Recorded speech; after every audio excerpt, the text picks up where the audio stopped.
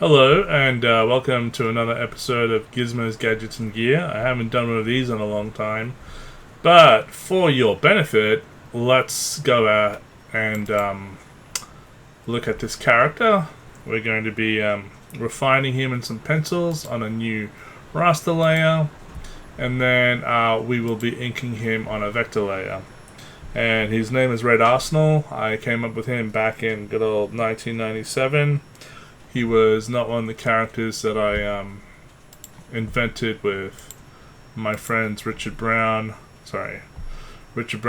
Ben Craddock, or Jacob Mulholland. He was completely unique. So let's get cracking. I am not putting my face on this time round because I think you guys are probably sick and tired of seeing my ugly mug after my last video. So I thought I'd save you some pain.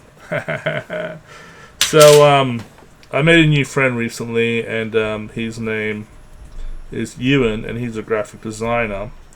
And he wants to get me to do a lot more of this sort of work just for therapy. And he might contribute as well. But he was mentioning I should probably be going back to using something like Adobe Illustrator, which I have when I was in college. But Adobe Illustrator is a lot more complicated to use than Manga Studio 4.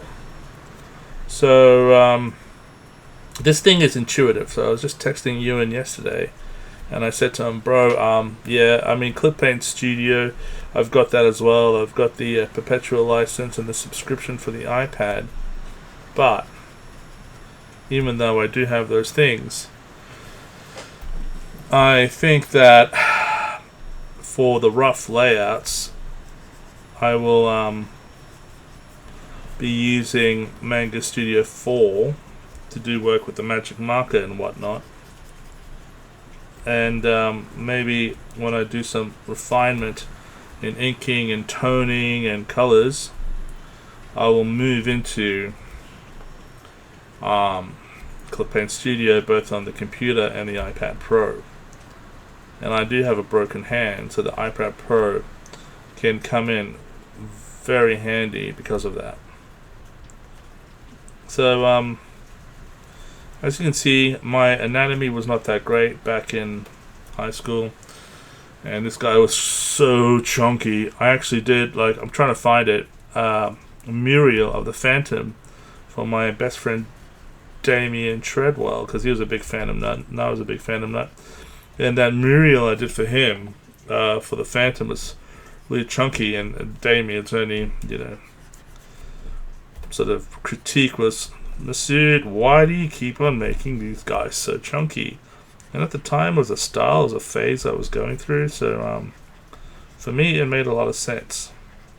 As you can see, I'm actually following some of these shading lines that I'd already predefined, if I think they're handy, and but I will tone down his chunkiness to the best of my ability. So yeah, I haven't done one of these for you guys in over a year or so. I was traveling abroad overseas last year, and then once I got back to Australia, I got sick. So the motivation was not there. And now, like I said to Ewan, I'm just doing it for therapy. I don't care if I make money off this or not. This is way better than antidepressants and antipsychotics or whatever you have it, or alcohol. Mind you, I do enjoy drinking alcohol, but I'm not an alcoholic. So I mean, some people might say I'm a functioning alcoholic, but I probably am not. Alright, I think we can move on from there and see what we can do about toning down his shoulders. So let's just narrow down his shoulders a bit, even with the armor, because I think he's got some sort of armor on his shoulders. But even with that, let's not make him too muscly. He seems to be bringing his right shoulder more forward than his left shoulder, which is okay, but then it is just a shoulder pad, so we can actually, keep that deltoid section a bit large, but then make the actual bicep underneath it a lot smaller. So let's bring the bicep back to here. And give him a bit of a tricep there in the background. And that'll probably do. And I'll tone down the bicep on this side as well. Try to keep as much of it from the original, and then give him a bit of a tricep that you can sort of expose in the background behind that. And let's do this little fuse plate for his armor on his shoulder pads for his deltoids.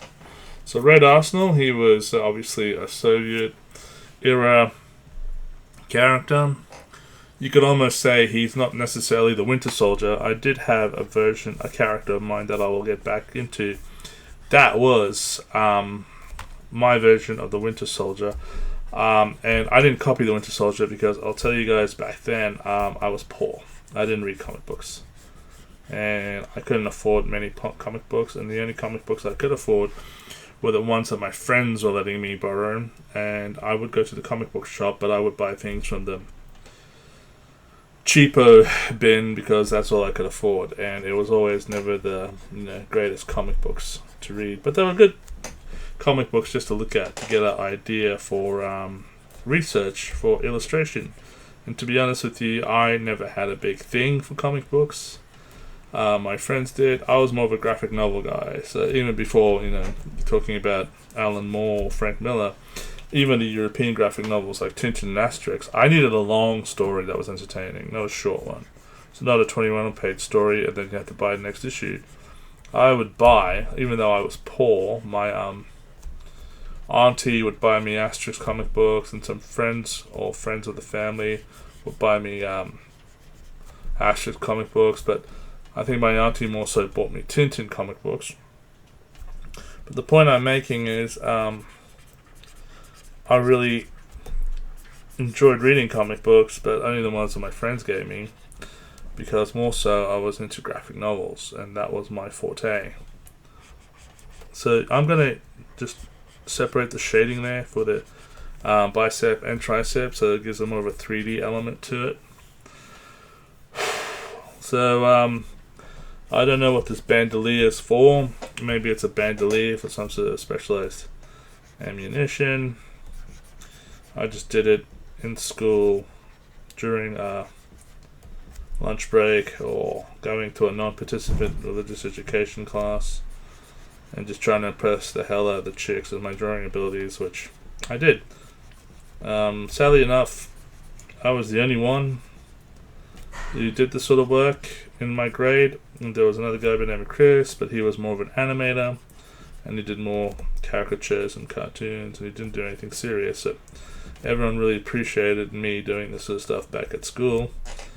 And they said that, don't worry about Masood, he'll be fine, because they thought I was going to become a comic book artist. But I actually wanted to become a cartoonist, more so predominantly an animator. So I didn't take that career path, unfortunately. I had to go out in the real world and got a very boring degree in logistics, and I've been regretting it to this day.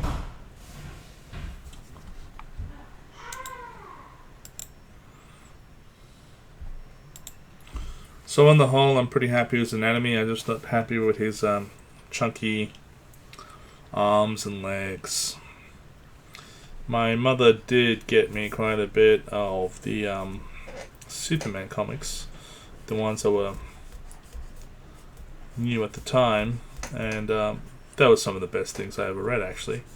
Superman comics. I would on occasion get myself some Batman comics. And there was a couple of Superman ones that my mum got me, where Lois Lane gets possessed with some sort of, kryptonic sort of element, and she goes all crazy, and Superman's trying to exorcise her demons or what have you. That was a really good read, but for most part, I think my dad and I were big Phantom fans. So I don't know if Dad actually ever bought me any Phantom comics, but I think an uncle of mine did. He used to have a lot of collection of black and white Marvel comics going back from the 50s. which I loved. I loved to read those things. That was when I first got exposed to Captain America and those black and white comics, and I was like, oh man, this Captain America, he's the greatest thing ever. And I've had an affinity for Captain America ever since. So, yeah, my dad and I, he's a Phantom now because he's dead.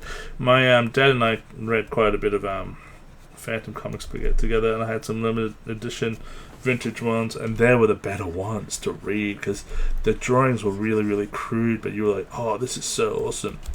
So the really crude younger Phantom ones with the crude drawings, they were just gorgeous. And then I got more of the realistic looking ones. There was this one artist in particular, I forgot his name. He used to make photogenic illustrations in black and white, just using inking in the Phantom collection. I can't remember. I used to be a big fan of his work, and between him doing the photorealistic inking on the black and white Phantom, and then also you had the guys who were doing the Judge Dredd ones, which were all like oil paintings, and then you had that visual illustrator by the name of Boris Vigello. So I don't know if I'm pronouncing that name correctly, Boris Vigello, but he did that erotic art, which, frankly, I'll be honest with you, I did read quite a lot of Playboys and Penthouses back when I was a high school kid, but his erotic art was a lot more exciting for me than the real pornography. God damn. That was a guy who knew what he was drawing. He definitely knew female anatomy. So between him and the guys who did the Judge Dredd comics and the guy who did the photorealistic Phantom inking, black and white ones, I was set. I was set for life, man. So here we go. This has given me a good opportunity because I'm attaining a lot of this stuff. Like, well, this is quite good actually. It gives me more of an opportunity to bring this pipes in for the flamethrower more inwards. I'm actually talking to you guys while doing this as we're going through a cyclone. So I've got the Blue Yeti mic out. And if you're hearing that rain in the background, we're actually very close to the eye of the storm in a cyclone right now, which is a once in a 100-year occurrence where I live, because I live 2,500 kilometers inland, and I'm on a mountain. So you're witnessing history here by hearing all that whooshing in the background, because we're in the middle of a bloody cyclone. And I'm loving it, but my front fence on the side yard with my neighbor just fell apart, and he's sort of fixing it now temporarily. I don't know if it's going to cost us anything to do more of a permanent fixture, but in saying that, I'm not too fussed, because my fence on the other side with my other neighbor, who is a lot worse, needs to be sorted out, and we've been toing and froing about that for a couple of years now. But yeah, so I'm in the middle of a cyclone. I'm in my study. I'm relatively safe. I did go out just now for a drive with the wife to buy some white goods, and the store that we went to is quite close to our house, and yet it was a ghost town.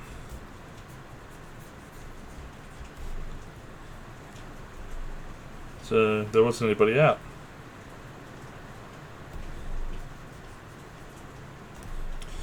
So a lot of my friends preferred Dark Horse comics back in high school, and they were really into Spawn, and they got me into Spawn.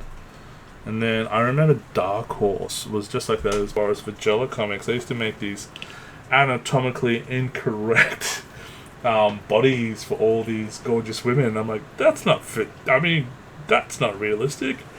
But they were like really good looking and really hot and really slender, and everything was in place with that, having gravity affect it, and yet, I mean, it looked really awesome. But then it became more intimidating because a lot of like girls back at school were asking me to draw stuff for them.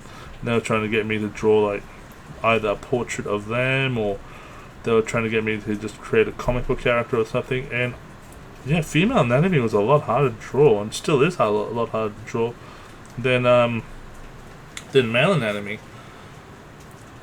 So in saying that, it takes a bit more craft, because with male anatomy, because you're more used to seeing it in statues and things at museums, and I've been to Europe like 3 times, and you know what you're working with. You can see everything and how it works out. And I actually had a teacher of mine who was like a god. I'm not gay or anything, but this guy was fit. This is my grade 3, grade 5, and grade 7 teacher, and his name was Mr. Gates. And this guy, he looked like if Optimus Prime from Transformers was a human being. This guy was so ripped. And I'm like, why is he a teacher if he's so ripped? He could probably become like a bodybuilder or something. But he loved working out. And the thing is, this guy was so lean and so ripped. Yeah, you could see the muscles on his cheekbones and jawline. Like, god damn. What sort of, calisthenics is this guy doing? But, yeah, he was a good friend of mine. A great teacher. Someone to look up to. But in saying that, you had people like that. I had a lot of, like, muscly male teachers back in primary school. And then when I got into, high school, not so much. I'm going to shorten this pinky finger, and maybe shorten this index finger. But it was easy to, do male anatomy, and I did health and physical education in year 11 and 12, and the teacher just looked at me, and he knew I was pretty fit and pretty lean at the time. But he knew I wasn't a jock. He was like, Masood, why are you in this class? I mean, and I said, bro, I'm just an artist, and I need to understand anatomy a lot more. Especially male anatomy, although, female anatomy is probably important too. And as an artist, I want to do this health and physical education class, so then I can understand the muscles and things a lot better. And he said, wow, I respect that. That's pretty cool. And him and I were good friends for the last 2 years of high school when he was my health and physical education teacher. In saying that, though, that guy was not fit. He wasn't unfit, but he was short and stocky, and he wasn't really like, my teachers back in primary school. But he was a good HB teacher nonetheless. And he gave me a lot of slack, because by that time, this hand that I'm drawing with was starting to have a lot of issues because I crippled it. That's right, I'm drawing with a crippled hand, everyone, and I was drawing back then in high school with a crippled hand. Was having a lot of issues, and then I could do most sports in that HPE class, health and physical education class. I just couldn't do gymnastics. I couldn't put any weight on this particular hand that I'm drawing with now. And that guy was really nice to me and didn't really mark me down too much, because he knew before I did that I had some sort of disability.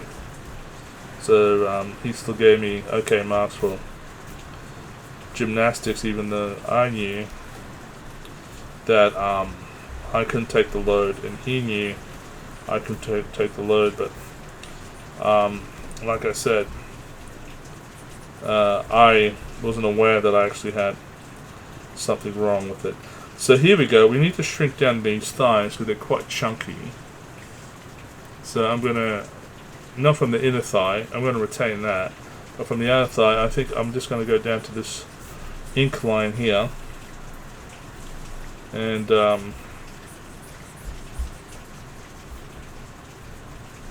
sort of make that narrower. And this muscle actually drops down a lot lower on the inner thigh. This quad muscle actually is lower than the outer thigh quad muscle. That's why I did health and physical education, so I could better understand all this stuff. And this inner quad muscle turns into a tendon when you go down towards the shin. And this is what I learned from all those Superman comics that my mum got me. I would buy Batman and she would buy Superman for me. She wasn't really. I don't think she cottoned on to the idea of who Batman was, but Superman she was familiar with, so she would buy me the Superman comics. My dad would buy me the Phantom comics, and then my friends would lease me the Spawn comics. And but I was really into what's his name now? Ghost Rider. I love the way they used to render the Ghost Rider sort of stuff back in the day. So there's a central quad muscle here that also sort of needs to run down.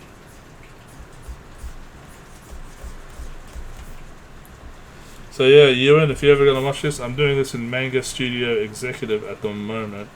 I texted you yesterday about it. But I might ink it later on in, say, I don't know, Clip Paint Studio, if I'm feeling up to it. There isn't much else to do with this penciling, because, you know, most of the shading I did back in high school, so I'm just going to follow all those shading lines. And it's more of a question of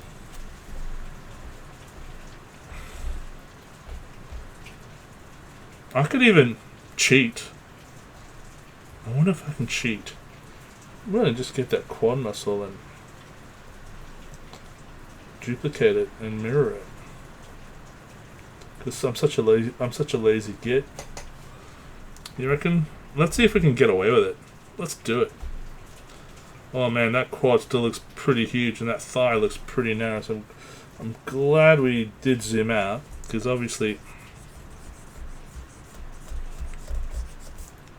that's not anatomically correct. So even before we copy it, we need to touch it up a bit.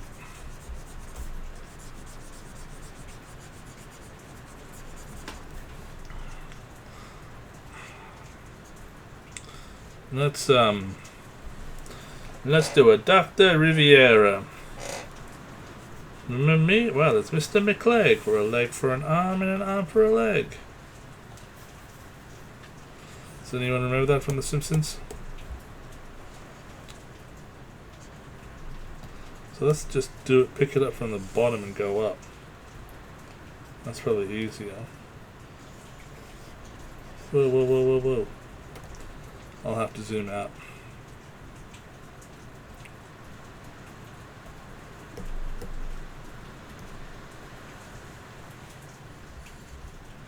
See, it can be done, but I wouldn't recommend it.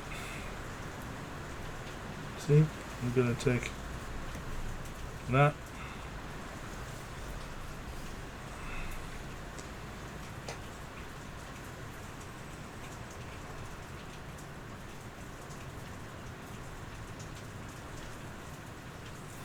And then go to edit, transform, flip horizontally. See what I did there, guys? I cheated. And I've actually read a few books about this, and they're saying it's not a bad habit to get into if you're on a deadline.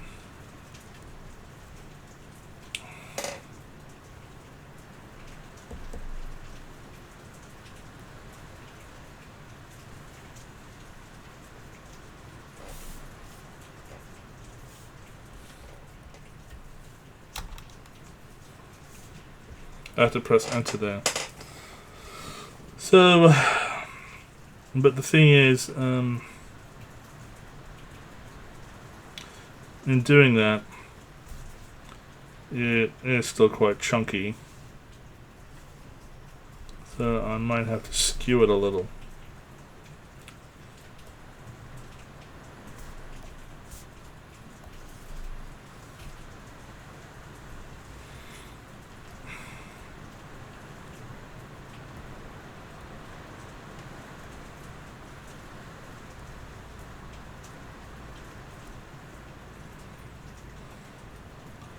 And then I'll have to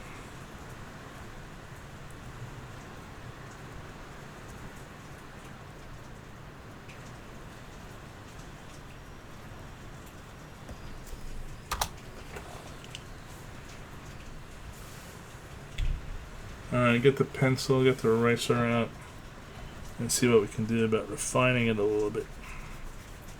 Oh, so that's not it. That's the,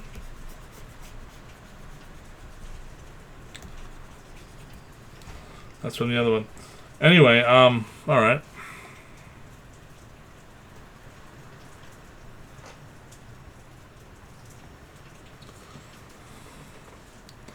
All we need to do now